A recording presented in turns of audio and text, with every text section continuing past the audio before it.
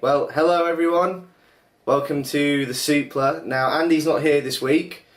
He's taken a week off, but instead we're doing something a bit different. I've got two special guests. I've got Lee Thomas. Hello. And Calum Green. Both are film production students at the Arts University College in Bournemouth. And the film we're reviewing is The Chaperone. A very, well, what kind of film would you guys say it is? Well, first of all, I wouldn't really call it sort of a mainstream film. More like a drama, sort of TV show kind of thing. You do know this is meant to be a family comedy, right? Well, whilst watching that, I didn't really sort of see that in the actual film, but I can't believe it's classed as that. Yes, but so let's talk about the story of the film. Now, Calum, you came into the film about halfway through, didn't you? Yeah. I'd like to get your perception of what the story was and see if it was correct. Well, from what I gathered, I thought it was meant to be like a family kind of drama, but it was actually quite like serious and quite intense for like children. It was like violence, guns, and it was a bit kind of, I don't know, it's just terrible, really. To be honest. That was a one-word review. Terrible. Terrible. Yeah. What about you, Lee? What was the story as far as you can recall?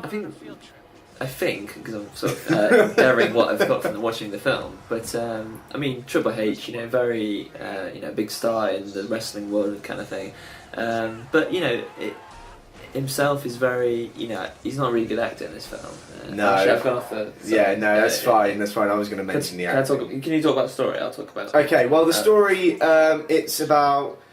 I think it's about a criminal who was in jail for like 7 years, and then he comes out, and then he basically stalks his own daughter, follows her to school really creepily, and she's like, piss off, I don't want to talk to you.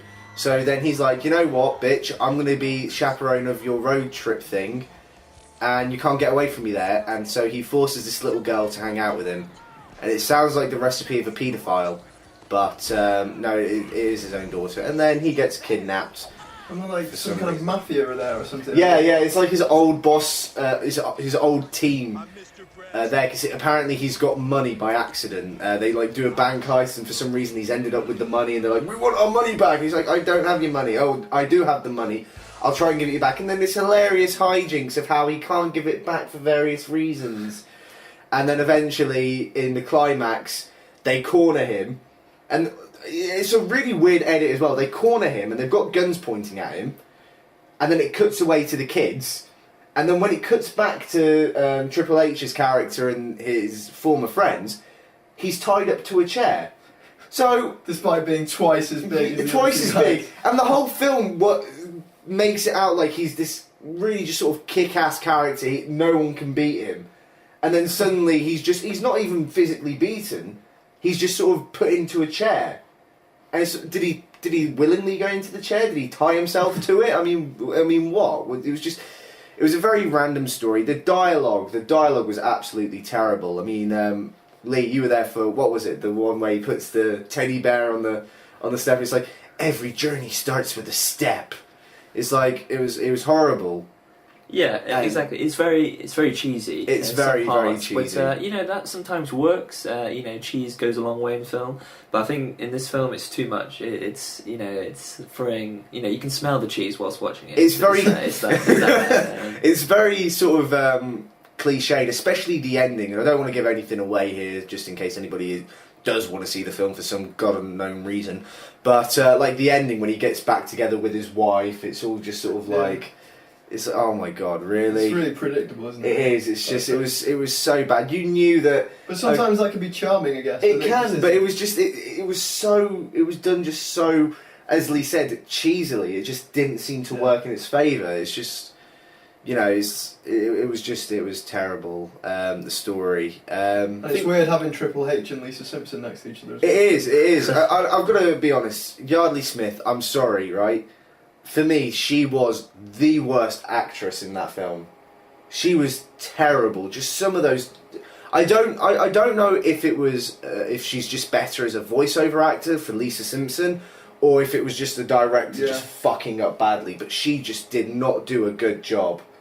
Yeah, I think yeah, she's definitely better. As Lisa Simpson, Yeah. she's definitely not an actor for screen, let's be honest. No. Could we talk about Triple H? Yes. I mean, I used to watch wrestling as a kid, and I still like it. If it's on TV, I'll sort of watch bits of it, kind of thing. And when Triple H comes on to, he walks into the massive arena, everyone's cheering. He's great. He's such a good character in wrestling. But seeing him on film is such a different ball game, really. A, he can't act. No. B, his role is just I don't know how to describe his role. And C, he can't act again. No, but the thing is, it's like professional wrestling is almost theatre. Mm. You do have to sort of overemphasize some things because it's like a live stage, like a theatre. When it comes to film acting, it's a completely different ballgame. Callum, you have a bit of experience. Well, it's like it's a lot more subtle, isn't it? Yeah. Except from every time he's trying to be subtle in this, you just want to punch him in the face. It's just like there's one scene where he just grabs one guy and he just punches the wall. He's like, "I'm really angry." It's like, yeah, we understand. You don't, it's just and like he's not like Triple H at all in this, and that's No. kind of what you want all the time. I think. Yeah, it's the problem. He's so because obviously he's a wrestler. He's so ingrained in that character. They don't change characters like normal actors. Yeah. They stay with that character as long as their career. So you get used to him as being Triple H. So when he's this guy called Ray, it's just like, he's a drug dealer. And also, just going back to the dialogue really quickly, this is meant to be a family comedy, right? One of the last things that happens is he makes a prison rape joke. Why does he make a prison rape joke in a family film? I don't understand it. Wait, this is a family film? This is meant to be a family film.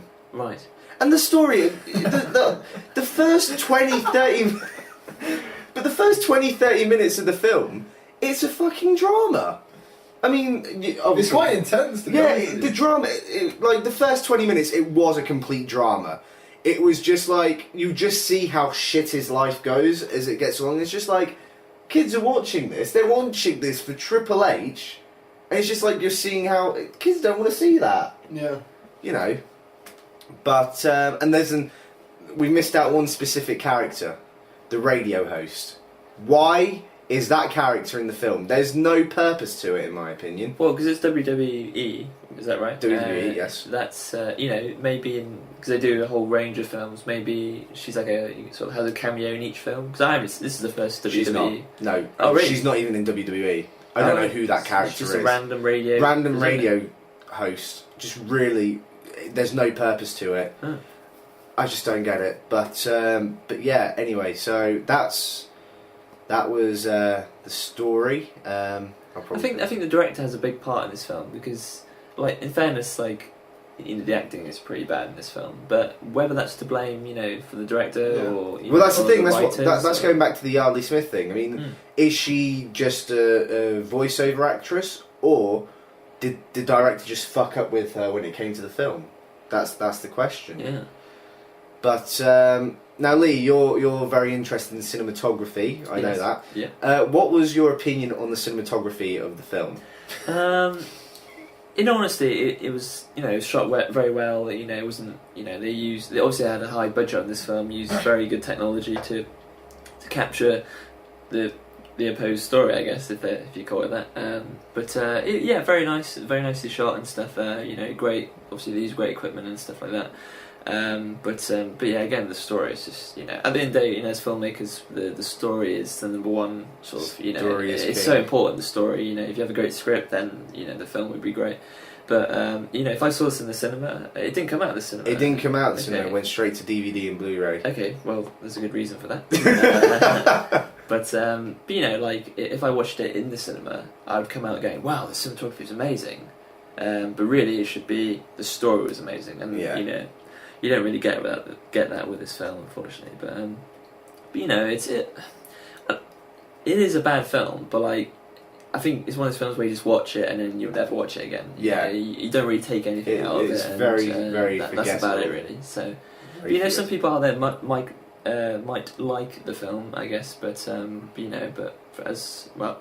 I didn't like it, first of all. But, no, I found it boring. Calum, you found it forgettable, didn't you? Well, yeah, I think that's the point of it. It's like we didn't watch it too long ago, and we found it difficult to actually remember what happened. Yeah, It wasn't a gripping story. It was just, I found it boring as well. I just found it an incredibly boring film, boring characters, boring setting. It's just boring. It's more of a drama. I don't know. Yeah. Seriously, it's like marketed as a family comedy. Yeah, it's not really. It's not though, Like, is it's it? difficult to describe between like a TV kind of drama between a film. This was more like a TV, drama kind of. Yeah, and that's maybe why I went straight to DVD. It wasn't really intended for big cinema screens or. No. But I personally think it's just one of those sort of TV drama kind of films. TV drama films. Yeah. Anyway, that's all I can really think about. Is there any points you guys would like to make at all? I mean, we're currently just watching different sections of the film, and just watching Triple H, his acting is just. I don't know how to describe it. It makes you feel awkward watching it. Yeah.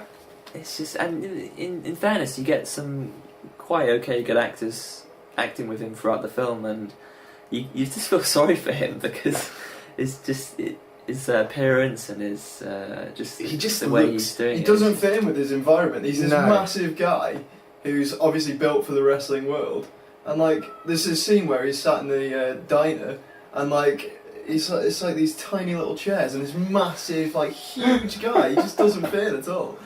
He just looks weird. You know what I mean? It's just like he does just look like really odd within the film. Oh, this is the radio presenter. This is the radio presenter, the random radio presenter. Wait, is it? And why is she surrounded by candles? No one knows. It's never explained. Is it like a religious station? We don't know. It is never explained at all in the movie. If the director's listening to this, please get in contact with us. We'd love to know why you made any of these decisions. Please. It doesn't make sense. But Callum, I mean, production-wise, what do you think of the film? I don't know. I mean, I think I agree with Lee in the sense that cinematography is not so bad, but I think that's only down to the equipment. In terms of the actual direction, I think it's pretty terrible, to be honest with you. Like, you don't feel sorry for the main character at all, and I think that's the way they're trying to do it. Yeah. But you just don't. You just kind of like, he's got this bag of money throughout the whole film, which, I mean, he's meant to have given to the mafia guys. Yeah. For his daughter or something like that. Why didn't you just give it to them? Why did he run away with it? It makes me really angry. Well, my thing is that the mafia guys, they don't actually know how much money is in the bag. As far as I'm aware, it's never stated in the film they know exactly how much money is in the bag.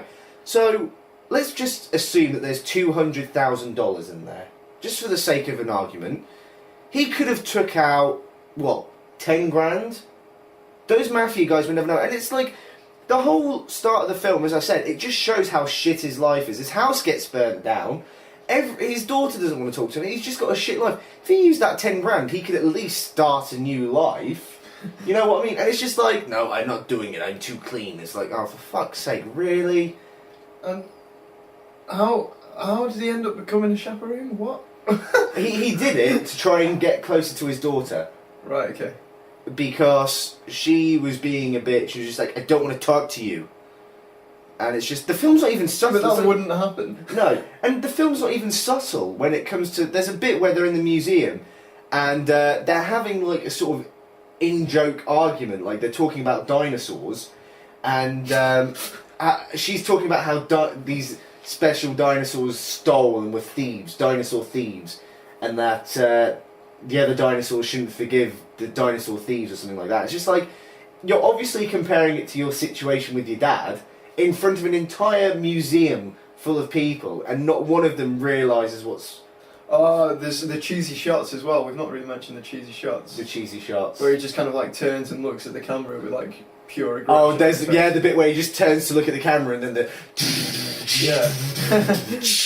It's like, oh man. Out of nowhere. And there's the other character as well. I don't understand what the point of this was, but there was that like 14-year-old girl who gets... His daughter? Or? No, it's the blonde one, and she gets something put in her lips, and her lips like become huge. Oh, yeah. Why? It's never exactly mentioned really why she's done it and where it goes. And she says she's been abducted on the bus despite when she willingly got on. Yeah. Oh my god, the characters just were ridiculous, and I I felt myself getting angry, and Lee, you had to tell me several times to shut up because I was just screaming at the screen at just how this story makes no sense. It was, especially at the end, like sort of 20 minutes towards the end, I was that tempting just to end it for me. Just put me out of my misery. But you know, I wanted to watch it because I wanted to do a radio show on it and stuff. Yeah, But really, really bad. But it's just it's really bad.